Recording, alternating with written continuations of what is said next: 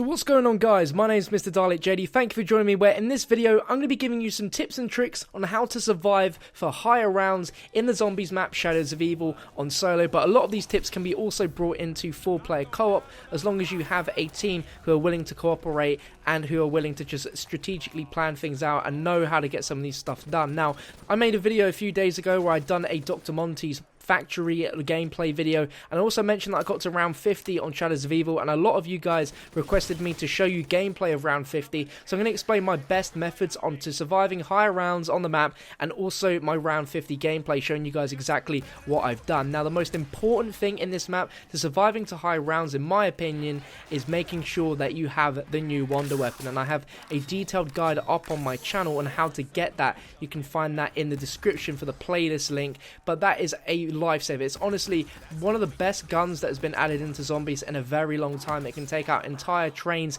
and it can even start taking out new zombies spawning even after you've killed the train. Like, it's absolutely insane, and the upgraded version is the one that you're going to need in order to survive to really high rounds. Now, as you can see at the moment, in the kind of mid 10s to 20s, I normally start a small little training area in the canal section in front of this buildables bench, and you want to try and build the shield as well, because the shield is really useful for saving your life. And this is quite a tricky training spot. If you're not very good at training up a lot of zombies, this may not be the way to go for you. So the alternative method that I will tell you guys to do, and I'm pretty sure I do this in the gameplay, is sometimes I will break up the train and I will walk them along in a line across the two bridges in the canals, just so I can get all the zombies spaced out and it's not so tight of a circle.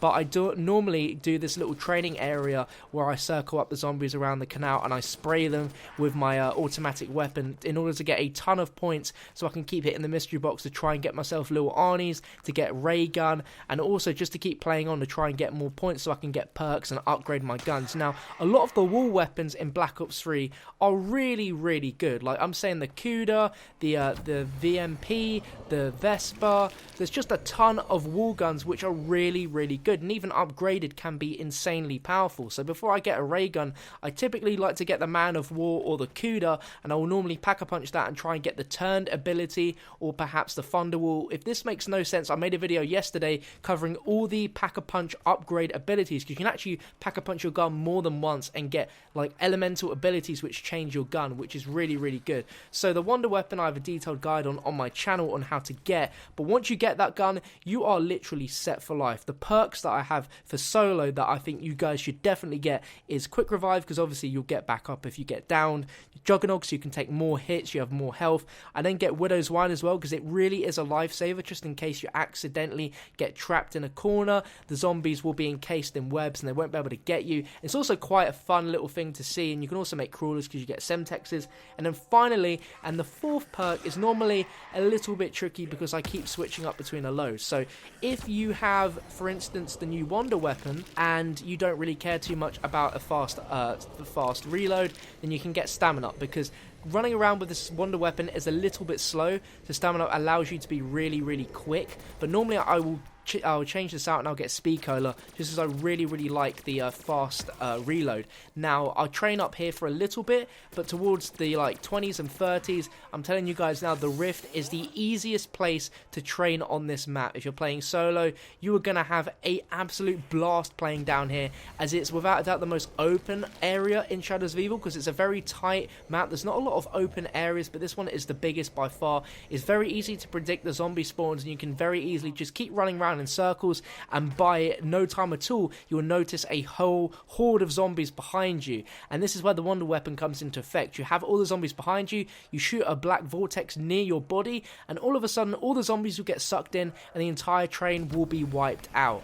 And it literally is that simple. Like, some rounds 30s and 40s, I'm completing rounds in literally a minute and a half to 2 minutes. This is a very fast method, and it's the easiest way to get to higher rounds on Shadows of Evil. Now, my secondary weapon, like I mentioned, typically will be a wall weapon upgraded, but if I can get the ray gun, I'll pack-a-punch that as well, because you will have rounds where Margers will spawn, and that's where things get a little bit tricky. Now, the way I do this is I get a whole horde of zombies and I try and leave the Marger alone, and then I vortex all of the zombies, and in this little time gap that we have left, I then get the ray gun out and try and kill the Margwa. And sometimes it may involve me training the zombies with a Margwa running towards me quite fast as well, but with a pack-a-punch ray gun you can take out the heads quite quickly. And also sometimes the vortex will actually attract the Margwa and will actually get them stuck so they can't move, so that can be quite useful as well for taking out the heads. But this is without a doubt the easiest method to go and get to high rounds, and a lot of the time with the upgraded wonder weapon you will literally get max ammos before the wonder weapon will run out of ammo. Like, I can guarantee that you will get max ammos. And you can get insta-kills as well, which is where you can whip out your secondary gun real quick. And that's not to mention you can also do all the different Easter egg quest steps in order to get Pack-a-Punch open. So you can obviously Pack-a-Punch and also do the elemental swords and get yourself an upgraded sword, because the Hell's Retriever ability of the upgraded sword is super helpful as well. If you want to mix up the training a little bit, instead if you're low on ammo, you can easily just whip out the Hell's Retriever and it will kill a ton of zombies.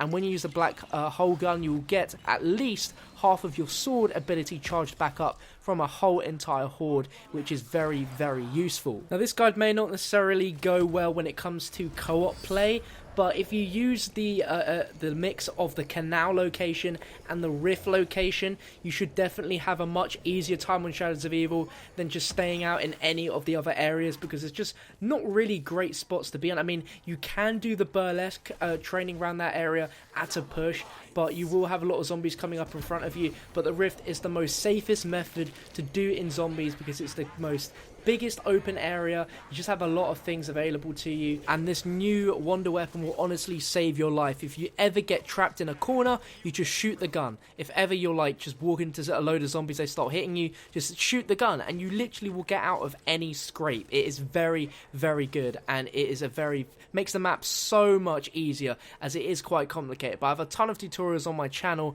of dealing with literally everything you'd want to know in Shadows of Evil. So if you're new around here, make sure to subscribe. I really appreciate all the support I've been getting on my Black Ops 3 zombie videos. It's amazing how many new subscribers we have, so I hope you guys are enjoying the content. If you want me to make a video on the Giant, do let me know down below in the comment section, and I will go ahead and do a guide on how to get to high rounds on that map as well. Give this video a big fat thumbs up, I really appreciate that, and I'll catch you on another video soon.